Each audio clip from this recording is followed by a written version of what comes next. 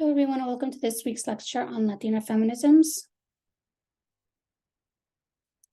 The chapter that we had to read for this week comes from this book called Intersectional Chicana Feminisms, where it gives us an overview of what Chicana feminism is and what are sort of the areas that it emphasizes. It emphasizes Mexican and Chicano cultures and histories, the significance of language, and inequalities of power and privilege experienced by Chicanas and the social actions needed to address these.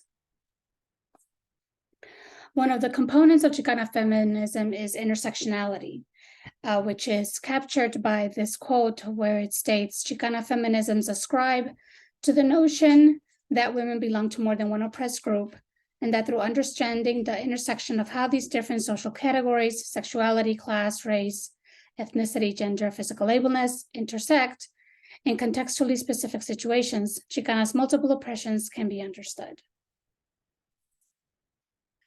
The reading mentioned the text, This Bridge Called My Back, which the first edition of which was published in the early 1980s, is now up to its fourth edition.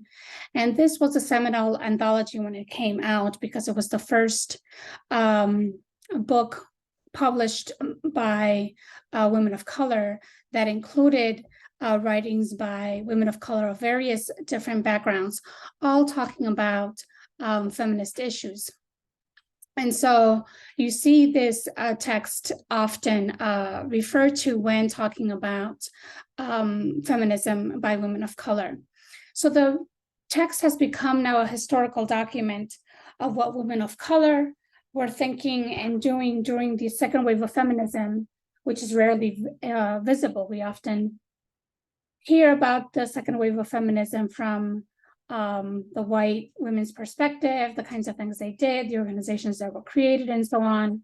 But rarely do we hear about women of color during that time period and the kinds of things they were doing. Many of the pieces in the text were responses by women of color to the various forms of exclusion they experienced within mainstream feminism. The idea of theory in the flesh was first introduced in this book by Sherry Moraga. The idea is that theory doesn't have to be abstract or come from academic circles, but that especially for women of color, their theory is born from their everyday experiences. In this collection, we also see the practice of intersectional thinking, as we see the authors grapple not just with their identities as women, but also with how their gender intersects with their racial, ethnic identities, class, and sexuality. So this text was really a precursor to many of the things that we now see being talked about in terms of feminism. One of the feminist writers that the text also talks about is Gloria Anzaldúa. And in particular, her Numesisa consciousness theory. And this came about as Anzaldúa was searching for theory that could adequately grasp the particular experiences of living along the border, which is where her whole generations of her family have been born and raised, where you feel this tension between two cultures, Mexico and the United States. She uses the idea of mestiza as the embodiment of cultural, racial, and historical mixture as an identity that captured her own experiences as a Mexican-American woman whose family has lived for generations along the border. Developing a mestiza consciousness means having an awareness of the mixtures that exist and that she embodies, and using that standpoint to look out into the world. She also developed this idea of nepantalism, which means torn between ways, and it's the idea of living in that in-between space where you feel the pull and tug of both sides of the border and are shaped by that constant tension. One of her major contributions to Latinx studies and also feminist theory is her concept of the borderlands, which refers both to a physical space, but also a type of discourse as a metaphor for all of those who relate to living in an in-between space and identities. Her theory is considered a feminist one, as she also meant to construct a Chicana feminist theory that is grounded in Mexican history and culture, but still challenges the machismo and patriarchy within Chicano culture.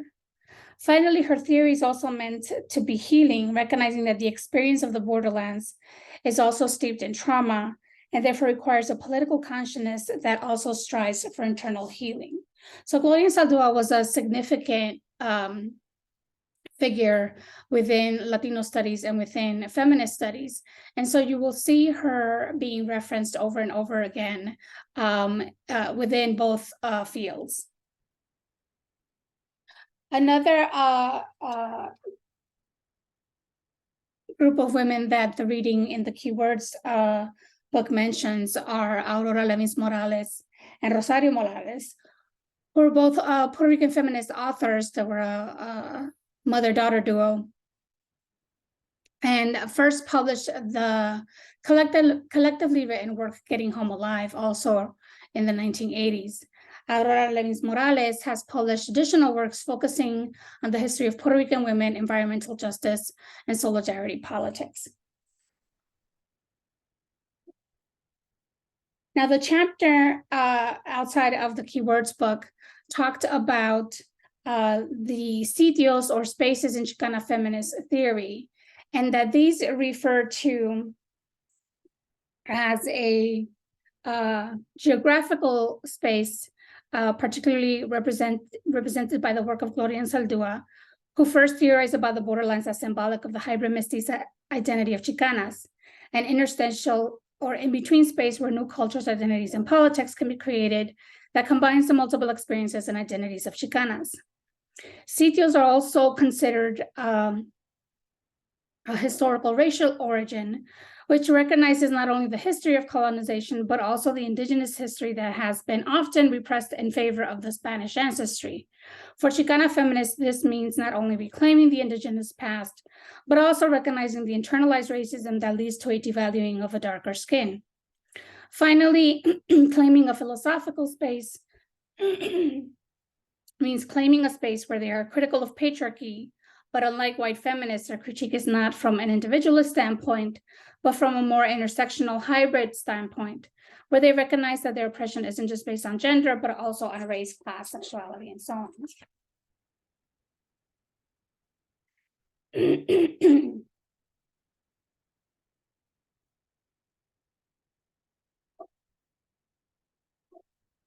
The reading also talks about the lenguas of Chicana feminism.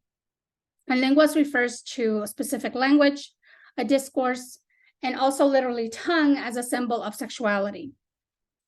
Reclaiming language for Chicana feminists means not only reclaiming the significance of Spanish, but also the various iterations of Spanish, such as Spanglish and specifically forms of Chicano Spanish slang. For Chicana writers, it has also meant incorporating Spanish into their writing and refusing to italicize in order to create for their monolingual readers the experience of disconnection and discomfort experienced by monolingual Spanish speakers who have to navigate the difficulties and judgments of not speaking English. In academic circles, reclaiming language for Chicana feminist theorists has also meant reclaiming and creating their own discourses that are based on their own everyday experiences and language. And finally, claiming a lengua in its literal definition as tongue has served as a way for Chicanas to speak about sexuality, sexual identities, and sexual pleasure and desire, all typically taboo subjects in many Chicano and Latinx communities. Now, one of the issues that we see discussed among Latina feminists is the issues around reproductive justice and the abuses around reproduction that many Latina women have experienced historically. So one of the examples of this that the reading touched upon was the sterilization of women in Puerto Rico. One of the arguments about economic problems of Puerto Rico was that the island was overpopulated. This was one of the arguments that was used to explain why the economy in Puerto Rico was struggling since the 1930s on. And one of the solutions that the government came up with was creating a sterilization program for women. And what this does is results in a massive sterilization program that controls the population and specifically ends up targeting working class women. This program began with the experimentation of birth control methods, in particular birth control pills.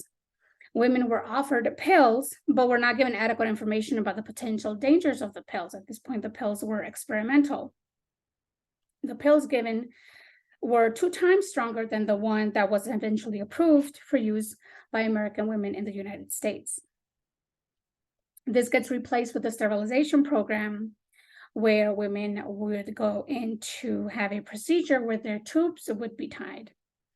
Women were urged to get sterilized as a solution to their economic problems without being informed adequately about the procedure and its consequences.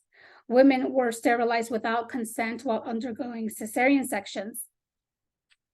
And husbands would sign, often would be approached to sign, to provide the approval for the procedure without their wives knowing that their husbands had provided approval. Women also did not understand that the procedure could not be easily reversed, nor of the dangers of the reversal procedure. Middle-class social workers were the ones who were going into poor neighborhoods and promoting the sterilization process. And this ultimately resulted in a third of the women in Puerto Rico being sterilized by the mid-1970s.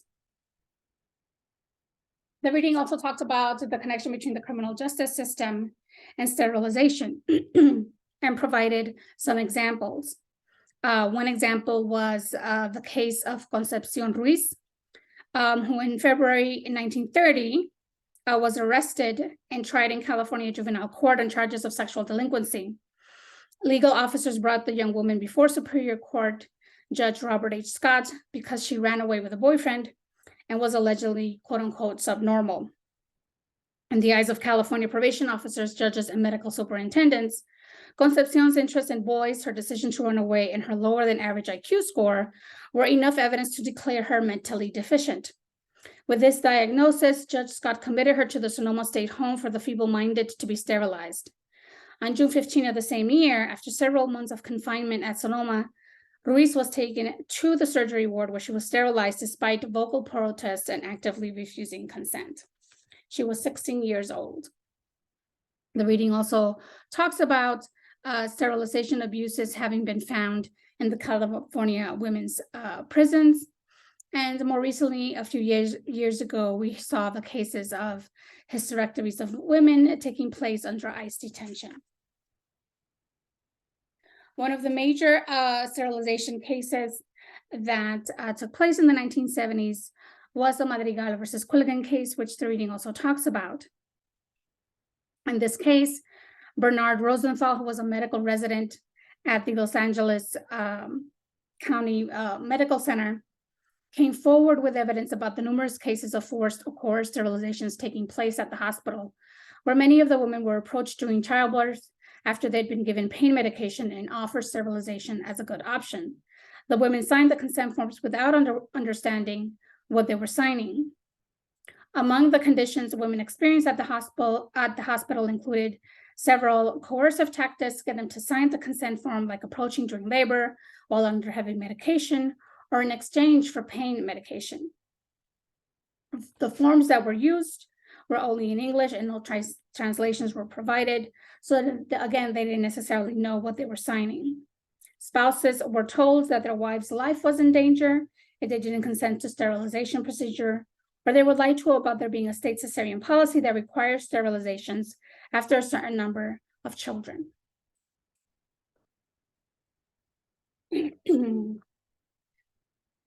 This case was picked up by Chicana lawyers representing a number of these women in this case to try to not only bring awareness about this situation in the hospital, but also to try to bring some kind of relief to the women who had been experiencing these situations. So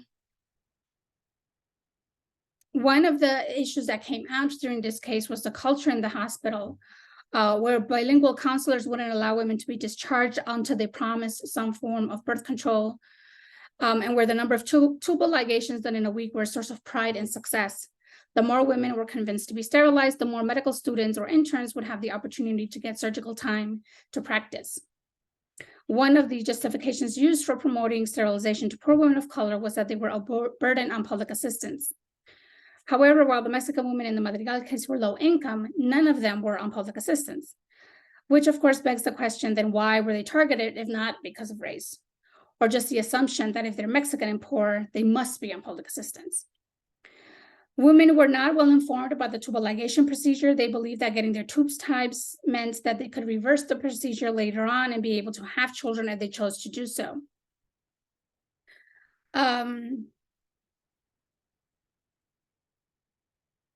In evidence that has come out about this case, what we find is that the judge in the case had significant bias against Mexican-American women. He kept complaining during the procedures that they were taking too long and dismissed the testimony that demonstrated that the women had been coerced. The judge reduced the conflict to one about cultural difference. On the one side, we have a culture concerned over population. On the other is a culture that highly values a woman's ability to procreate a family. One of the plaintiff strategies was to bring an anthropological expert to testify to the emotional and psychological impact of these sterilizations on these women. The judge dismissed his testimony as, quote unquote, we all know Mexicans love their children. And so he saw the testimony as unnecessary. The judge ended up filing in favor of the defendants, in other words, the hospital and the doctors, arguing that the doctors were acting in good faith and with a bona fide belief that they were performing the sterilization operation with the knowledge and voluntary consent of each patient. The judge attributed the sterilization of the women to a communication breakdown between the women and their doctors rather than to any improper conduct. So these are some examples of the kinds of historical situations that women have experienced when it comes to reproductive health, especially when it comes to public hospitals. But as we saw, this kind of abuse also happens within the criminal justice system, and most recently under ICE detention. And so what we see through the information for this week is that Chicana feminism doesn't just focus on any one particular issue, that they don't just focus on issues of sexism and patriarchy within the Chicano community, but that they also look at the experiences of women in a very broad kind of sense and how their experiences connect with their race, ethnicity, class, sexuality, and so on. So this ends our lecture for this week. I hope you have a wonderful week.